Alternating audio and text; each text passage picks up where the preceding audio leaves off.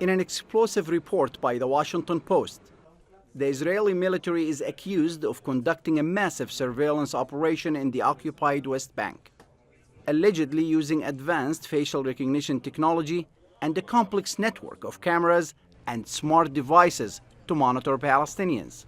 Palestinians have been suffering from surveillance in the past decades in different and various ways, including facial recognition, including tapping and wearing the whole mobile phone system. Israel has increased both its overt security presence and covert monitoring in occupied East Jerusalem. Blue Wolf is a facial recognition technology used by soldiers at checkpoints.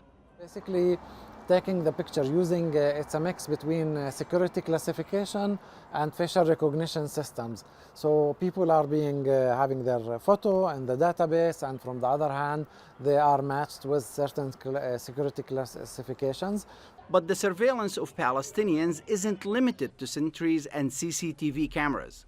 In recent weeks, reports of Israel spying on at least 6 activists using the NSO group's Pegasus spyware drew widespread international criticism. Rights activist Isa Amro is alarmed by the prevalence of these monitoring devices, saying he and his neighbors in Tel Rumeidi suburb of Hebron feel exposed. I don't feel safe here in my house, in the streets, because they really broke and violate my privacy. Hamid Abu Aisha, whose family has lived in Hebron for generations, says the army installed 2 cameras in his house without his permission. They can watch us in our homes. They watch when we come and go and what we take with us.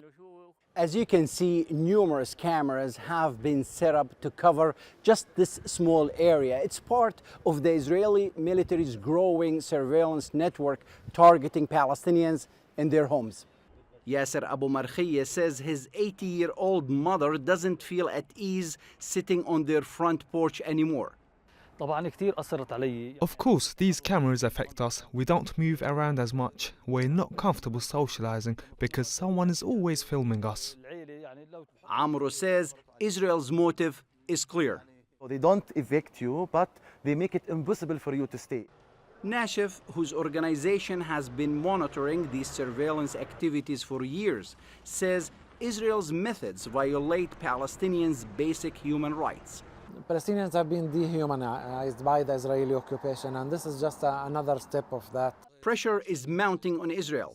The U.S. government blacklisted NSO earlier this month, restricting exports from American firms, forcing the tech company's newly appointed chief executive to resign. And activists hope their ongoing campaign against the surveillance of Palestinians will force Israel to stand down. Muhammad Al-Qasim, TRT World, occupied East Jerusalem.